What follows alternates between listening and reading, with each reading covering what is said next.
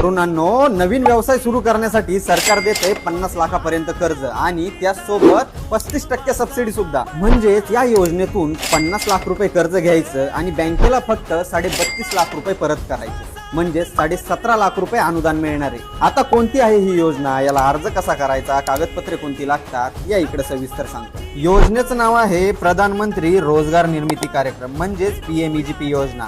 या अंतर्गत 50 लाख रुपयापर्यंत कर्ज मिळतं आणि 35% अनुदान मिळतं. आता तुमचा व्यवसाय हा उत्पादन उद्योगाशी संबंधित असेल तर 50 लाखापर्यंत कर्ज मिळतं आणि तुमचा व्यवसाय हा सेवा उद्योगाशी संबंधित असेल तर 20 लाखापर्यंत कर्ज मिळतं. त्यात पण 5% तर 35% सबसिडी मिळते वेगवेगळ्या प्रवर्गानुसार. आता पात्रता काय आहे तर किमान वय हे 18 वर्ष पूर्ण असणं गरजेचं आहे.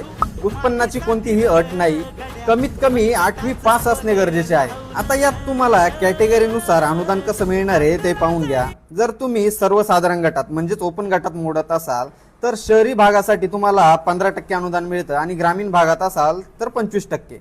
तेच तुम्ही SC, SC, OBC यामध्ये मोडत असाल तर तुम्हाला शहरी भागासाठी 25% आणि जर तुम्ही गावाच्या ठिकाणी राहत असाल तर तुम्हाला 35% सबसिडी मिळेल. आता जवळपास याच्यामध्ये 100 पेक्षा जास्त व्यवसाय आहे. आता जर तुम्हाला खरंच कर्ज पाहिजे असेल आणि या योजनेचा लाभ घ्यायचा असेल ना तर सर्वात आधी ही PDF तुमच्याकडे असणं गरजेचं आहे. कारण की या PDF मध्ये सर्व माहिती दिलेली आहे. पात्रता, निकष, अटी, महत्वाच्या सर्व गोष्टी या PDF मध्ये आहे. आता या PDF ची लिंक किंवा ही PDF जर तुम्हाला पाहिजे असेल ना तर सर्वात आधी मला फॉलो करून घ्या. फॉलो करून कमेंटमध्ये टाईप करा PMEGP किंवा लोन.